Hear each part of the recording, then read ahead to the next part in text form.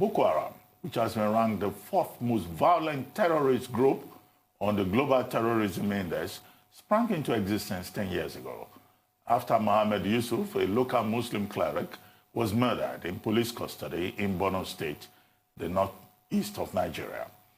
Mohammed and a small ragtag group of fundamentalist adherents had been involved in a low-grade running battle with the military authorities over issues around civil disobedience before he was shot dead while being held for interrogation. Since then, Nigeria has not known peace, with that part of the country practically obliterated, if you may say so, by the viciousness of the group's operations. The resultant insecurity, as with the passage of time, assumed a countrywide dimension, and the situation on ground, according to security analysts, does not support any form of optimism about an end in sight. Joining us now to take a holistic look at the activities of this terror group and projections into the future is Dr. Ona Ehomo, Nigeria's first chartered security professional, security expert, policy analyst, a lecturer, columnist, and an author. Dr. Ehomo has followed the progress of Boko Haram from birth, delivered countless lectures about its operations, as well as the challenges of the Nigerian state, as it tries to contain the challenge of insecurity. Recently, he also published a book on the subject, titled Boko Haram, Security Considerations and the Rise of an Insurgency. Good morning, Dr. Ehomo, and welcome to the program. Good to have you here. First, good morning, Dr. Abati. Well, first, let me start by congratulating you on the publication of this book, Boko Haram, Security Considerations and the Rise of an Insurgency. And thank you for sending me an autographed copy. Congratulations. Thank you very much, sir. And I would like to start with the book. I mean, you dedicated the book to the memory of the Nigerian service members who lost their lives in the war against the Boko Haram insurgency. And you offer them a prayer that may their supreme sacrifice never be in vain. And I would like to start from that point. In recent times on this program, we've talked about this so-called Operation Safe Corridor and the de-radicalization, demobilization, rehabilitation, and reintegration of terrorists. And the Nigerian government says these persons have taken an oath of allegiance to Nigeria. And the Nigerian government claims that it believes that they will not disturb Nigeria any further. In fact, some of them, part of the proposal is to reintegrate them into the Nigerian military. At the level of policy, do you think that this is a way to remember the fallen heroes, the people to whom you have dedicated this, your publication? Thank you, Dr. Abati. I appreciate you very much for having me this morning. I think this is a very serious issue that needs deep thought. Last Saturday, there was a headline in Punch which said that IDP victims or IDP residents, that is internally displaced persons, were neglected in preference for Boko Haram, well, quote-unquote, repentant fighters who were being pampered by the federal government. If you remember, recently, 600 of them were released from detention and given a largesse of 20,000 naira each. Probably some of them are going to go on government payroll and what have you. So I think something about that looks like it dishonors the memory of those people who have paid the price.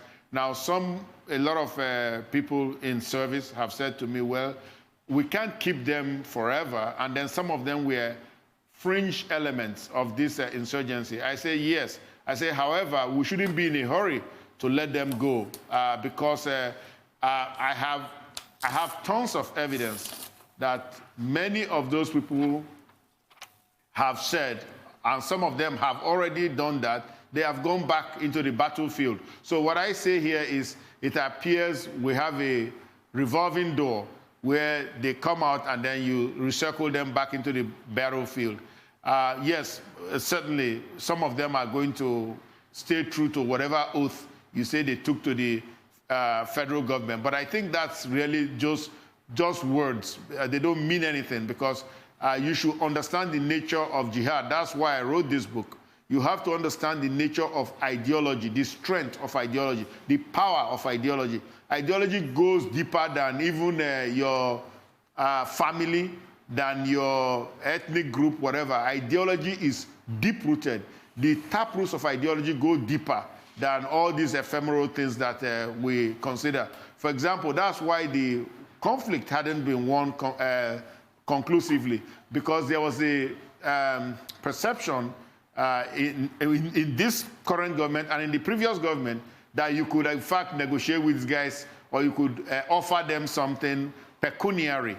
And I think it was Senator Shehu Sahini, before he got in government, he said, look, these are not people you can give money to, and the problem will go away.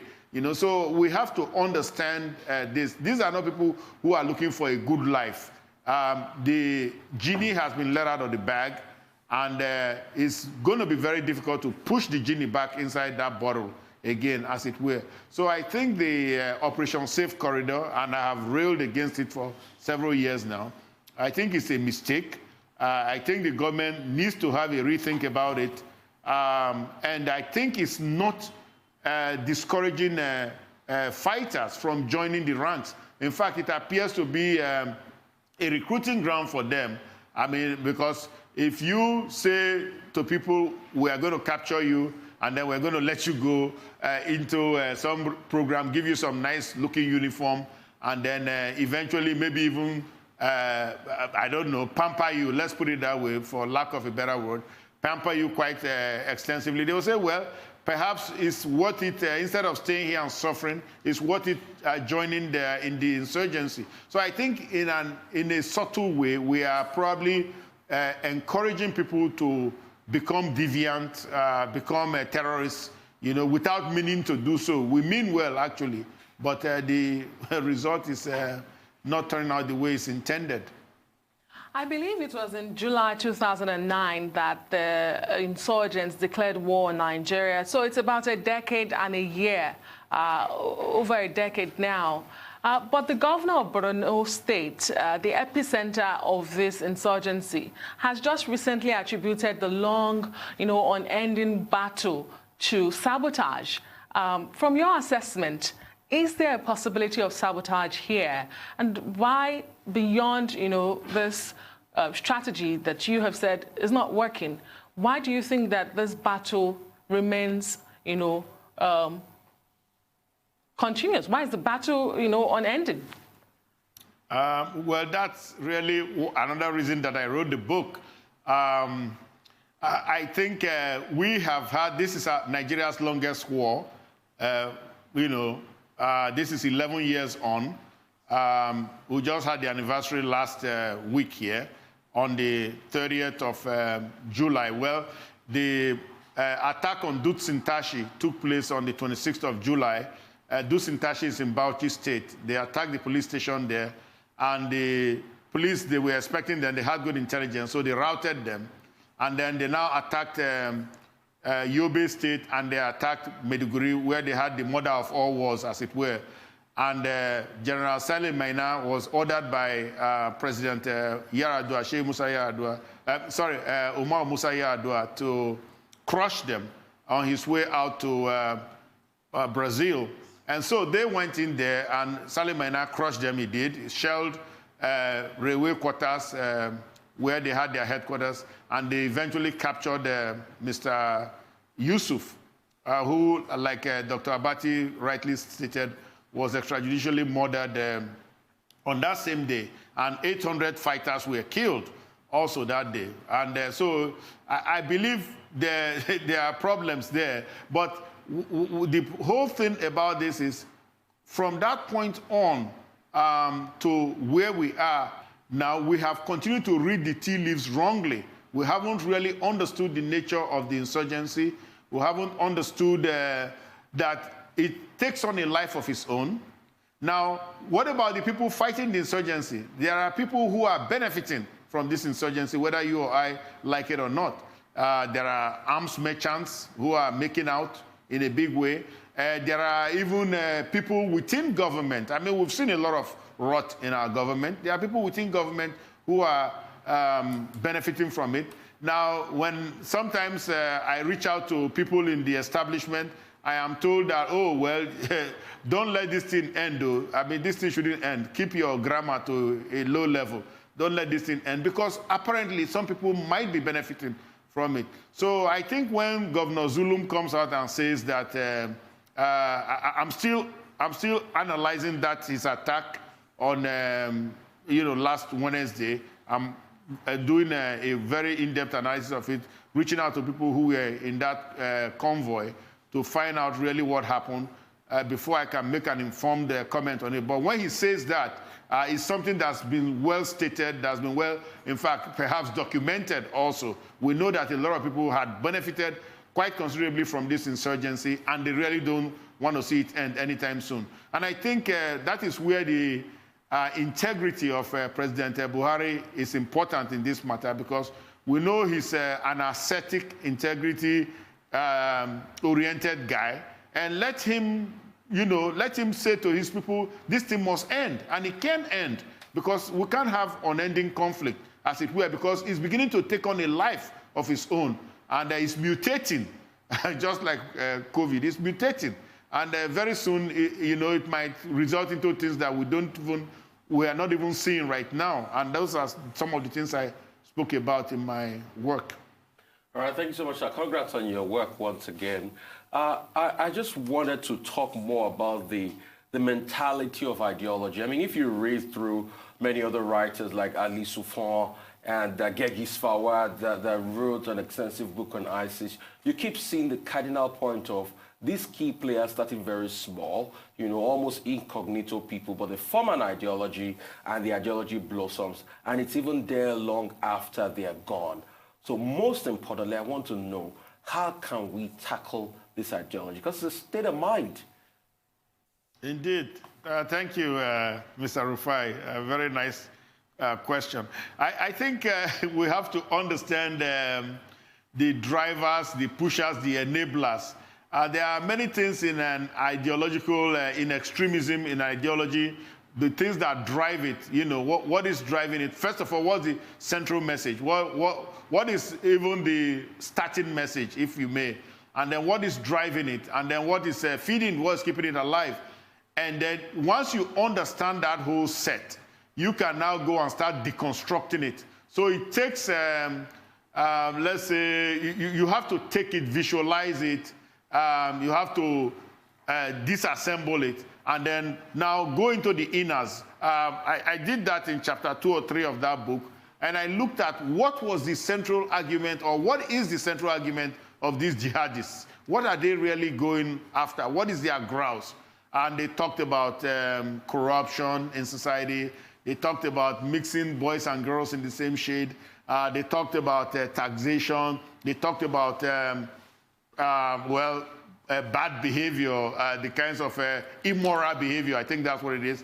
And they talked about misgovernance. So sometimes when I speak, people say to me, well, sir, you should tell the people to go and look at the governance issues that's driving Boko Haramism and all others. Because you see, the problem with Boko Haramism is not just that Boko Haram has been there for 11 years. It is giving life to new conflict around the country. That is why you see almost the entire country is in conflict now, particularly in the northern part of the country. You have armed conflicts ongoing, and then you have jihadists who are coming from across the region. That's the Mujao guys. Mujao is Movement for the Unity of Jihad in West Africa. They are coming from Algeria, Mali, Burkina Faso, and they are coming like a magma flow into Nigeria. And this is why our problems are intensifying, like the problem of foliage and kidnapping. That is the bushes and kidnapping, where we have the jihadi militia. They are in the bush, they come out, kidnap people, take them in.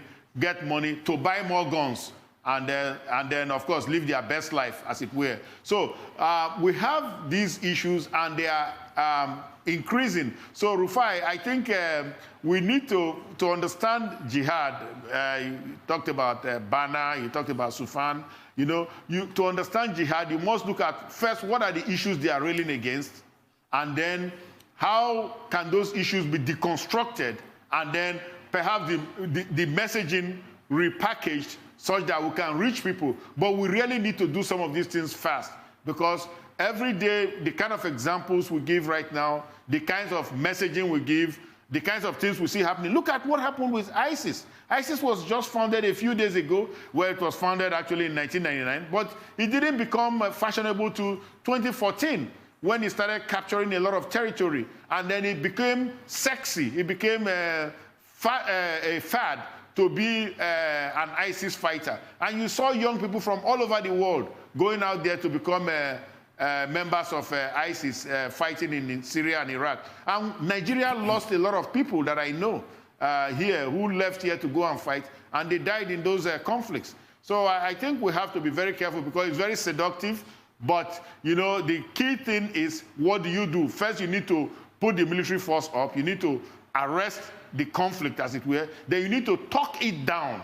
You need to, you know, kind of understand the issues, and then be able to reverse the thinking, so that people will become, in fact, de-radicalized. Not that stuff they are doing in wherever, that school in Gombe or wherever they have it. And yeah. Dr. Kumo, your book is divided into 3 parts. One, historical background. Second, choice of targets. And then 3, combating insurgency. But I'm interested in 2 key issues that you raised in that book. One, you refer to Service Chief General Butai's style, strategy, as management by walking about. MBWA. Yes. How is waka about a good strategy for addressing security challenges? And then in chapter 15, you talked about solving the insurgency. Is there a simple solution, or is a complex way forward? What does the future hold? If you could just address those 2 questions. Thank you very much. Well, the MBWA strategy that Buratai used, particularly early in his assumption of leadership of the military, let's say 2016, 2017, it proved useful, because it was able to achieve the fall of Sambisa Forest, as it were. Well, you can capture a place, like we know, you can capture a place, but it doesn't mean you can govern the place, or you can garrison the place, as it were, as we found out now. And so they were able to chase out the bad guys, the terrorists, from there. And so what I was saying at that point, in terms of recovering all those local governments that were under terrorist control, Boko Haram control, as it were, from Adamawa State and Borno State and all that. In terms of recovering those local governments, it was because, you know, at the time, almost 2/3 of that area was under insurgency, insurgent control. But he was able to recover that, and I think that the date on that is whether December 31st of 2016, I believe. But however, so that was good at that time. Now, some water has passed under the bridge. Remember, this is a 10-year, it's a longitudinal study I did. So it's a 10-year study. Now, and so perhaps those MBWA tactics may not be useful for the current status, for where we are today. I don't know. It's up to him. He knows what job, he's the military commander, he knows what job he needs to achieve, and perhaps come up with something suitable that will solve that problem. But let's go to what you said here. Now, what I put up 3-4 planks there.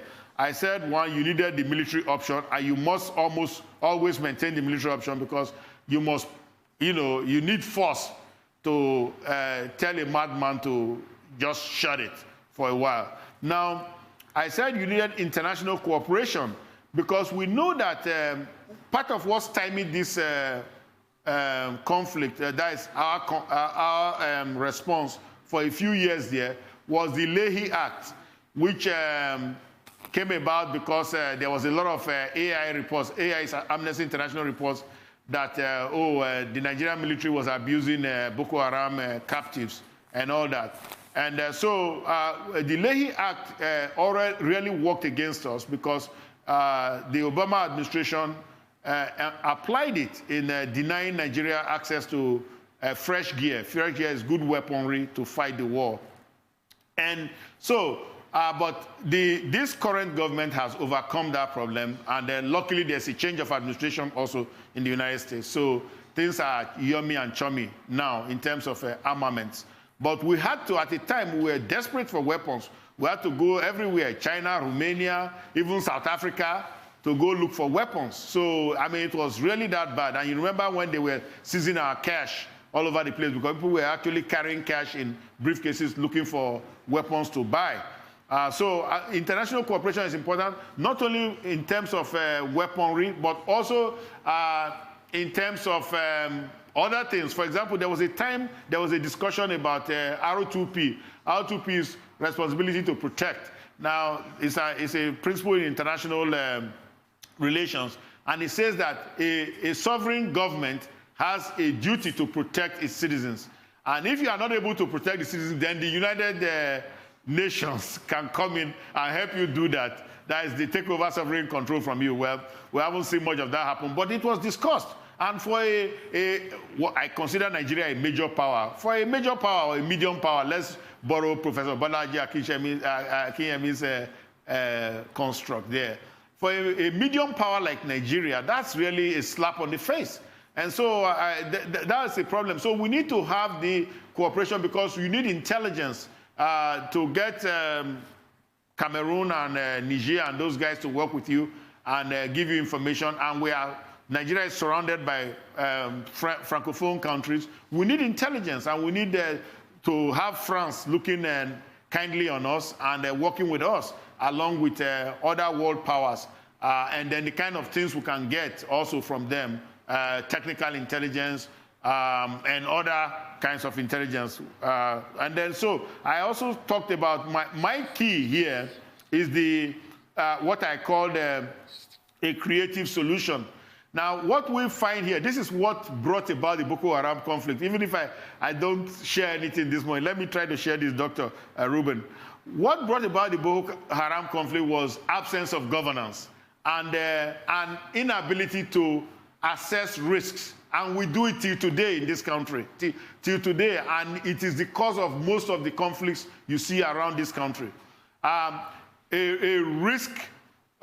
Risk is defined as an untoward event, something that will cause loss, a loss-producing event. A risk will start to manifest.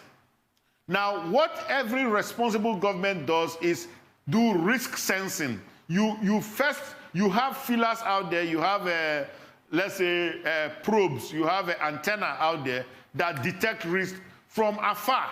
Now, when you detect that risk, you put out assets to manage those risks very quickly, such that it doesn't become a loss event. Or in fact, first, so that it doesn't become a threat, and then ultimately a loss event, and then you start fighting like we are doing now. Look at billions and billions and billions of dollars lost in the Northeast. Look at lives, tens of thousands of lives lost in the Northeast.